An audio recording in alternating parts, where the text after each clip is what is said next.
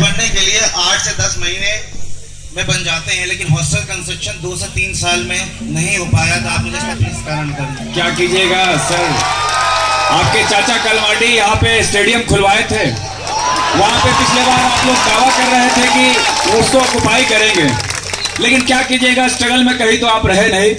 आपको याद दिला दूं कि यहाँ पे 15 दिनों का डेढ़ डालो आंदोलन हुआ था।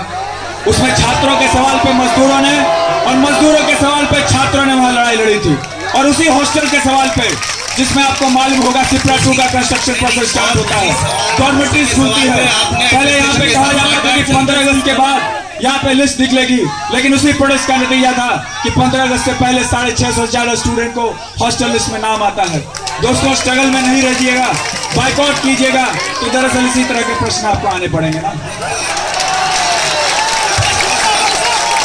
ऐसा आदिवासी क्षेत्रों में नक्सलियों के नाम पे 7,000 करोड़ रुपए कॉर्पस फंड सेक्टर से वसूलता है। जीएनयू के स्टूडेंट से बताइए कि आप किस बैंक से रखते हैं, और स्विस बैंक में या किसी और बैंक में?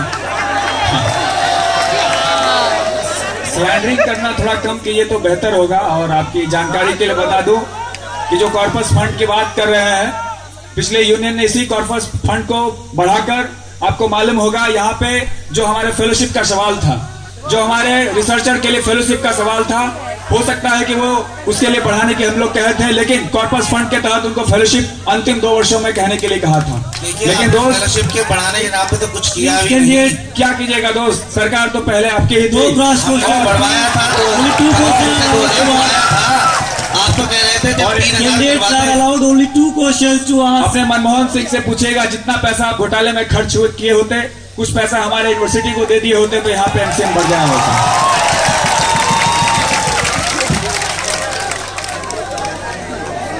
Now I call Prakash to ask question to the speaker.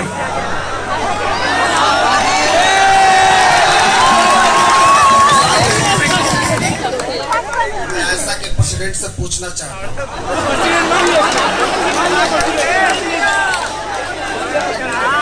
What do you understand about GSS?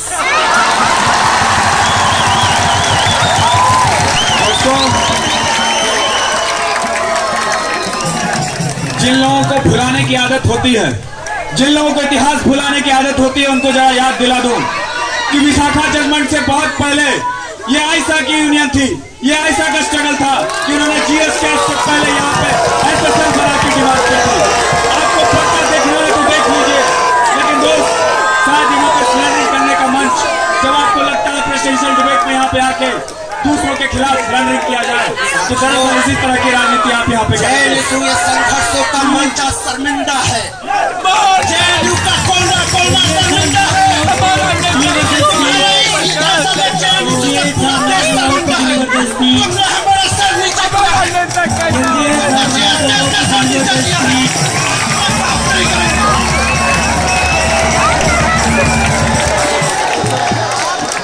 My second question.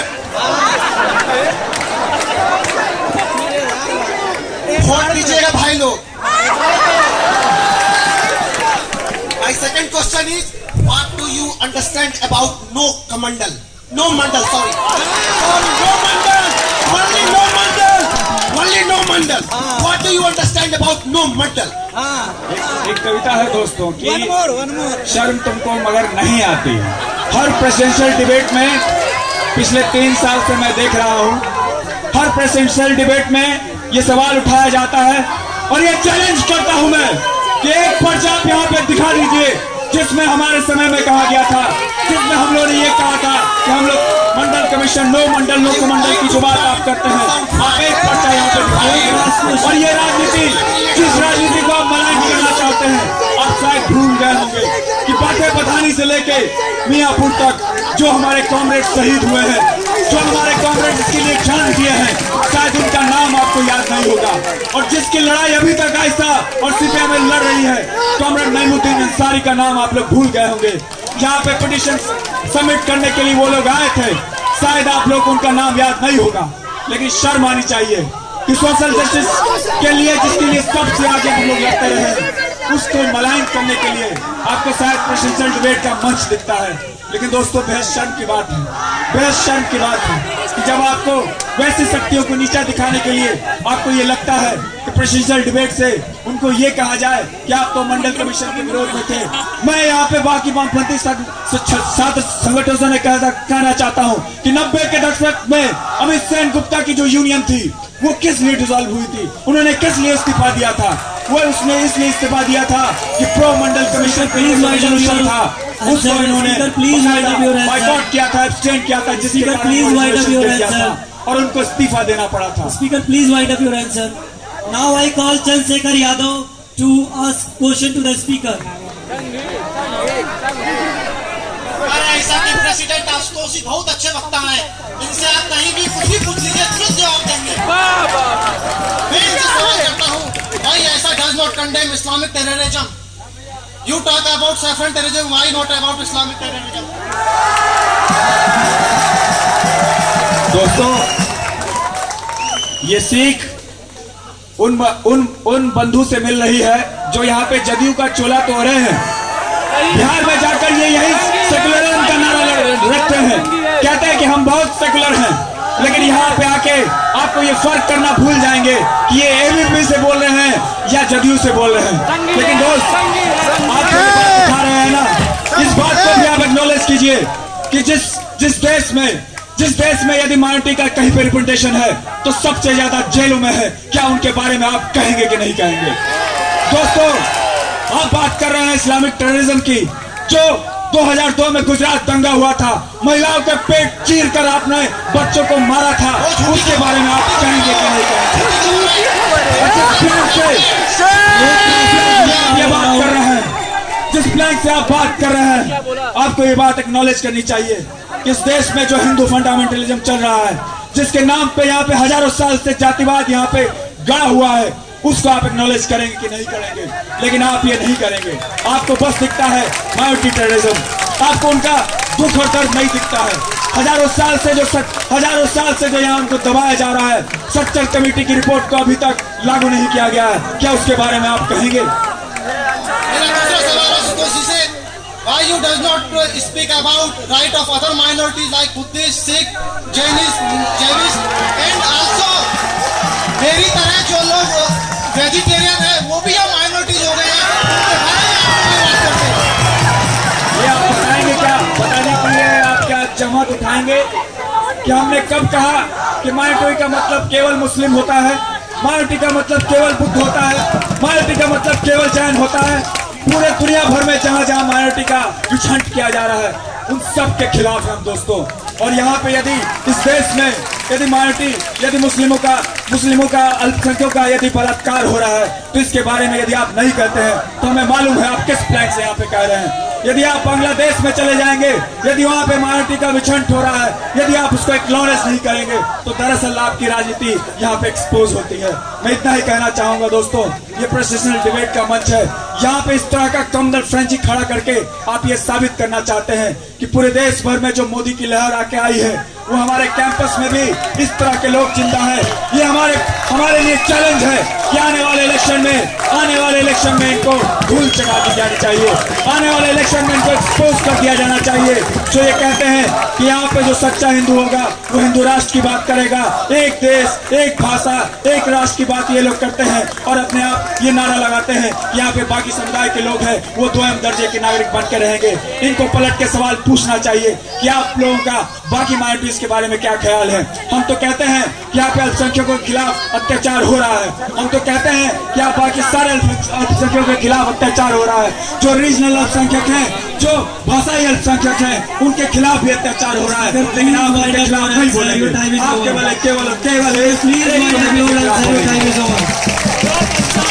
Now I call Pindiga Ambedkar to ask question to the speaker.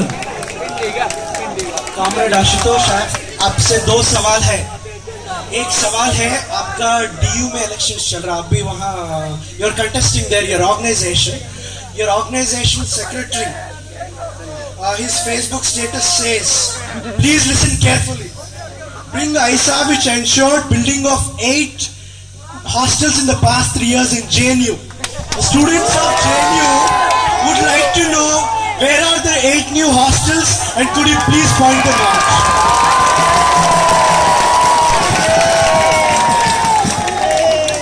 आपने hostel के बारे में सवाल पूछा दोस्त, और DU में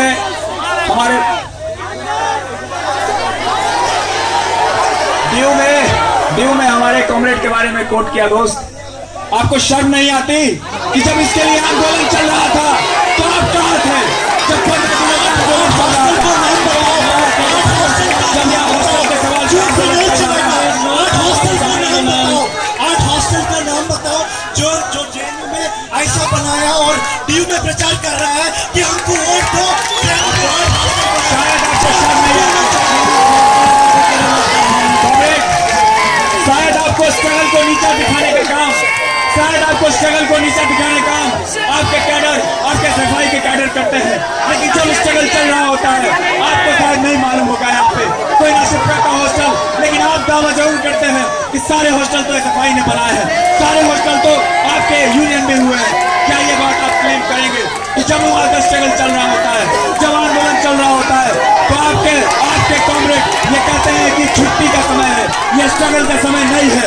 हमको स्ट्रगल छुट्टी देख के नहीं करते हैं, हमको स्ट्रगल छुट्टी देकर, गर्मी छुट्टी और सर्दी छुट्टी देख के नहीं करते हैं।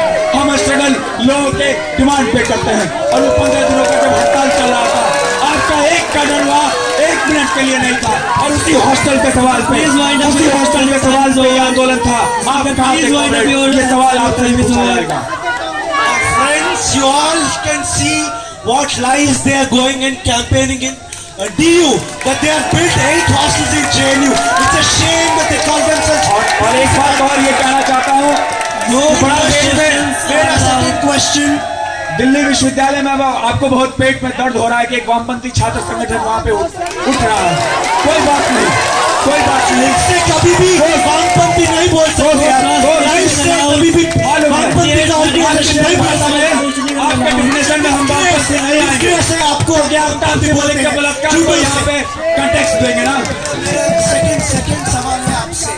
सेकंड सवाल, please friends all listen carefully. ये है public apology, October 14th, 2009. I quote, I, Rajan Pandey, express my unconditional apology to Mr. Sumit Kumar for the unfortunate incident of 3rd August 2010. That happened under the influence of ISA. Sumit Kishore was injured while assisting the new students of JNU on behalf of Youth for Equality. Subsequently, this unfortunate incident led to a court case to the great unease of my career. I strongly feel that it was due to the instigation of ISA on the basis of caste politics. Such an event happened. To add insult to injury, ISA went into excavating this matter for political peril of my political career. From now onwards, I am dissociating myself from ISA forever. I also express my sincere apology to Sumit for the mental agony he suffered during this incident and its aftermath. What did ISA do? Candidate, please be precise in your question. I'm just going to end it. Rajan Pandey, who was the Delhi state president of ISA, he was not expelled from ISA for claiming this compromising stand that ISA. Be precise in question. He became the CC member of ISA. He became the CC Why are you member of lying? ISA. Please be precise in question. There is a public Can I answer? public Can I question answer? everywhere. Can you please Can I answer? Can I answer? answer to the students? या please let me answer. और slandering जो आपका SFI का जो full form है ना, slander factory of India, शायद आप यहीं पे कर रहे हैं। आपको शायद पता नहीं है, आपको शायद ये पता नहीं है। और ये जो आपका फ्रेंडशिप वाइफी से दिख रहा है ना, वो बहुत बखूबी पता है। यहाँ पे रिजर्वेशन के सवाल पे आप कैसे बिट्रे करते हैं। खैर, मैं आपको आंसर देना चाहता हूँ कि राजन पांडे का नाम आप ले रहे हैं कि जिस वाइफी ने उनको मारा था उसके कंडेम करने के लिए आपने एक पर्चा तक नहीं निकाला था। और दूसरी बात ये कहना चाहते हैं कि आप जाके पता लगा दीजिए, अभी जो आप झूठ फैलाकर प्रेसिडेंशियल डिबेट से लोगों को भरवा रहे हैं, आप ये बता दीजिए कि राजन पांडे क्या हमारे ऑर्गेनाइजेशन का सदस्य है। क्या आप बता दीजिए कि जब वो यहाँ से रिजाइन करके गया था तो क्या आपको इसकी जानकारी नहीं थी?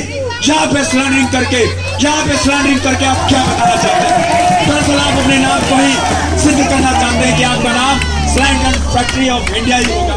इसलिए दोस्त, राजनीति करते हो, प्रेसिडेंशियल डिबेट में आके अच्छी बात है प्रश्न पूछना, लेकिन झूठ की राजनीति मत किया करो दोस्त। कौन बता रहा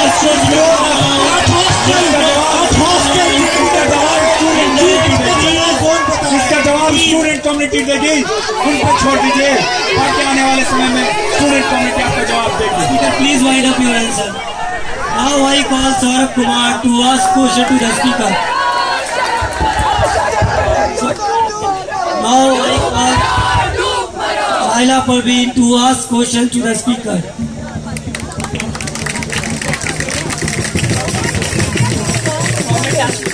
मेरा आपसे पहला सवाल है कि 16 दिसंबर के आंदोलन में हिस्सा लेने के लिए आयशा के साथियों पर जो FIR हुई है, मैं उसका इस मंच से कंडेम करती हूँ, लेकिन साथ ही साथ आप जरा बताएं कि आयशा इसका जवाब क्या देगी कि 2012 के DSF AISF के लेड यूनियन में के समय आयशा जेंडर जस्टिस के लिए जो लड़ाई लड़ते लड़ते अपनी 40 के यूनियन में आने के बाद GSKS के सारे रूल रेगुलेशन का वायलेशन करती है। इस पे आपका क्या स्टैंड है?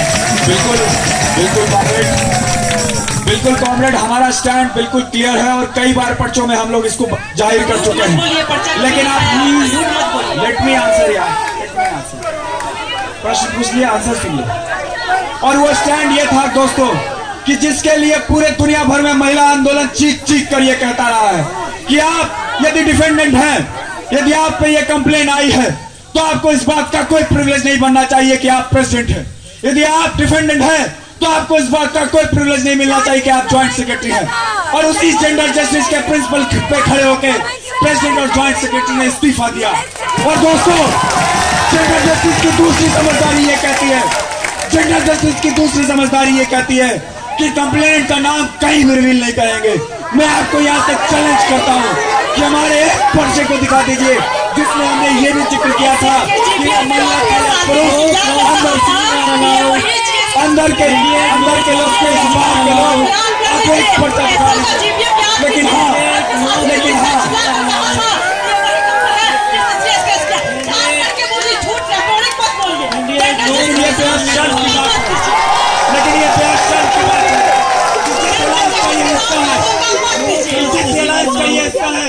जिस अलायंस का ये हिस्सा है, उसी अलायंस में DSF और SFI के लोग थे पहले। और आपको मोहलन भारती का नाम बताना चाहता हूँ, जिन पे GSKS इंक्वायरी बकायदा प्रूव हो गई थी। 2 साल तक इंक्वायरी चलने के बाद वो बोले कि नहीं देंगे। आपको शर्म आनी चाहिए ऐसे अलायंस करने से। आपको शर्म और जिसके लिए हम लोग लड़ चुके हैं, 16 दिसंबर के लिए हम लोग आपको शर्म आनी चाहिए। आप इस मंच से वैसे लोगों को डिफेंड कर लिया।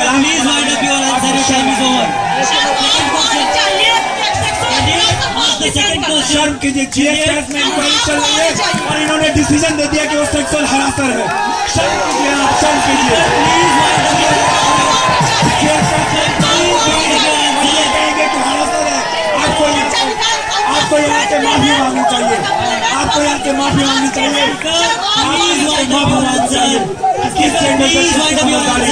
किस जेंडर से समझदारी कर रही है? यदि इंक्वायरी चल रही है तो आप कौन से कहेंगे? आपको शर्म। सेकंड क्वेश्चन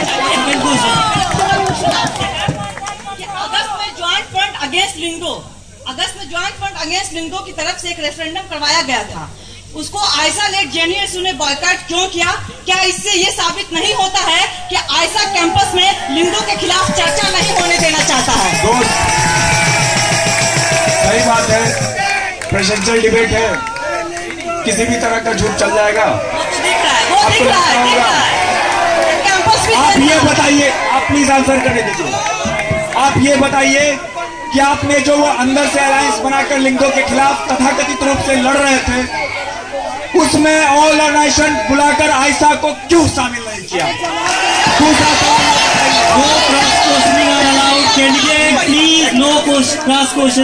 दूसरा बात ये आपसे पूछना चाहते हैं कि दोस्तों प्लीज आंसर द क्वेश्चन। 2008 में जब वो ज्वाइंट स्ट्रगल कमेटी बनी थी लिंगों के खिलाफ,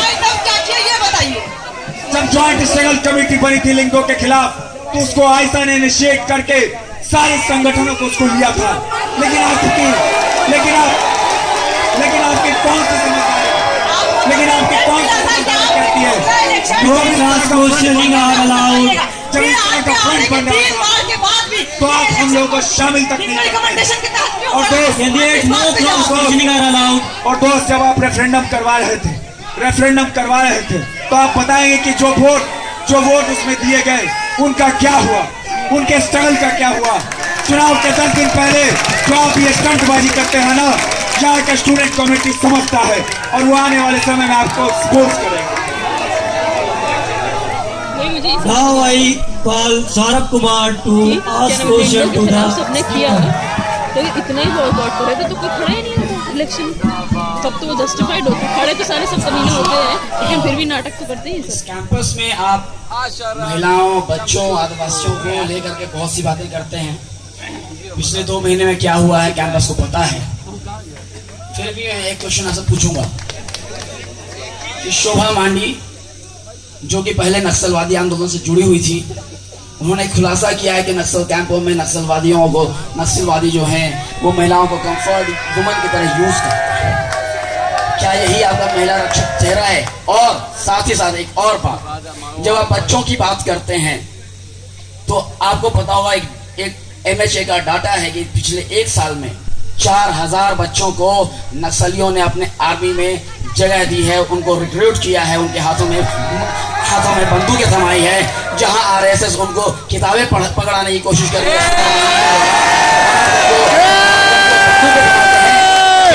क्या आपका ये क्या एजेंडा है? क्या इससे आप देश को विनाश की ओर ले जाना चाहते हैं? सौरभ, और प्लीज रेटोरिक मत देना, झूठ मत बोलना, सही आंसर देना। कोई रीजन नहीं देते दोस्त। और आपके पॉलिटिकल समझदारी के लिए छोटी सी एक बात कहना चाहते हैं कि इस कैंपस में जब कोई पहली बार भी आता है ना, तो यहाँ की इस कैंपस की एक खूबसूरती है। यहाँ पे लेफ्ट के भीतर भी बहुत सारे स्टैंड्स हैं और बहुत सारे डिबेट्स को यहाँ समझने का मौका मिलता है, लेकिन मुझे लगता है कि आप शायद समझने से वंचित रह गए, क्योंकि आप दक्षिणपंथी भाई बंधु हैं। आपको मालूम होगा कि यहाँ पे जो माओइस्ट लोग हैं उनकी हिंसा का समर्थन कतई हमारी पार्टी नहीं करती है। और जिस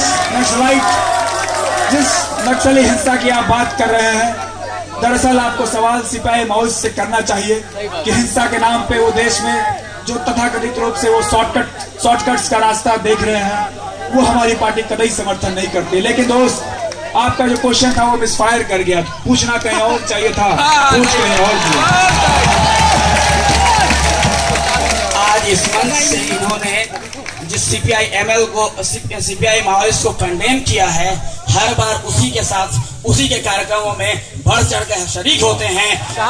जब अफजल गुरु को फांसी दी जाती है, इसके शहादत दिवस में झूम करके आगे बढ़ते हैं, उस समय इनकी पॉलिटिकल आइडियोलॉजी कहाँ रहती है? दूसरा क्वेश्चन है, Be precise in your question, please. 16 मई को जब भाजपा की सरकार जीतती है, मोदी सरकार एक बहुमत में आती है, पूर्ण बहुमत में आती है और पूरे देश की जनता को एक पूर्ण बहुमत देती है, तब आपके ऑर्गेनाइजेशन JNU-SU का आपके मंच का गलत इस्तेमाल करते हुए एक रैली कॉल करती है जिसका नाम आप देखते हो March two save secularism and democracy. और उसके आयोजन में आपके जितने भी स्पीकर्स होते हैं इंडियन डेमोक्रेसी को गालियां दे रहे होते हैं। और जब वहां अखिल भारतीय विद्यार्थी परिषद के कुछ लोग पहुंचते हैं, अपनी बात रखना चाहते हैं, तो आपके आउटगोइंग जनरल सेक्रेटरी उनको गुंडा और कुत्ता कह करके संबोधित करते हैं और वो बोलने नहीं देते हैं। क्या ये आपका फ्रीडम ऑफ स्पीच है? बोलिए दोस्त, JNU-SU संविधान का जिसके तहत आप यहाँ प्रेसिडेंशियल डिबेट कर रहे हैं ना, उसका पहला लाइन यही कहता है कि हमें इस बात का मैंडेट मिलता है कि इन कम्युनल फासिस्ट फोर्सों के खिलाफ लड़ा जाए।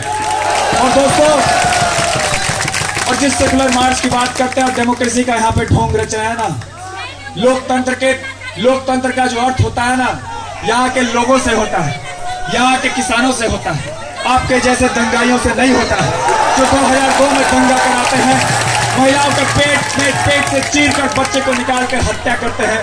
और आपको इस बात की शर्म नहीं आती है? आप यहाँ पे लोकतंत्र का नारा दे रहे हैं, सेकुलरिज्म का नारा दे रहे हैं, आपको इस बात की शर्म नहीं आती कि निहाल चंद जिस पे आरोप लगने के बावजूद भी आप उसको मंत्री पद पे बनाते हैं, फेक इनकाउंटर के आरोपी को बीजेपी का प्रेसिडेंट बनाते हैं, आपको शर्म नहीं आती? 125 करोड़ जनता ने जिस सरकार को चुना है एक राष्ट्र वो अनडेमोक्रेटिक है। और ये जो लोगों को जो बच्चों में पढ़ाई के डेमोक्रेसी। लोकतंत्र में दोस्तों मेजोरिटी मिल जाने का मतलब नहीं होता है कि आप कुछ सवालों से छूट जाए, कुछ फंडामेंटल सवालों से छूट जाए। यदि आपसे ये पूछा जा रहा है कि ह्यूमन राइट्स का वायलेशन गुजरात में हुआ है और सच्चर कमेटी की रिपोर्ट कह रही है, तो आपको इसका रिकॉग्नाइज करना पड़ेगा। दोस्तों मेजोरिटी मिलने से नहीं होता। Speaker please wind up your answer, your time is over. Congress भी चुनाव जीत के आई, please wind up your answer, your time is over. 2G scam, 3G scam, न जाने Please wind up your answer, your इस time बात is की over. छूट आपको नहीं मिलती कि आप मेजोरिटी में चुन के आते हैं। शुक्रिया स्पीकर दोस्तों। Please wind up your answer.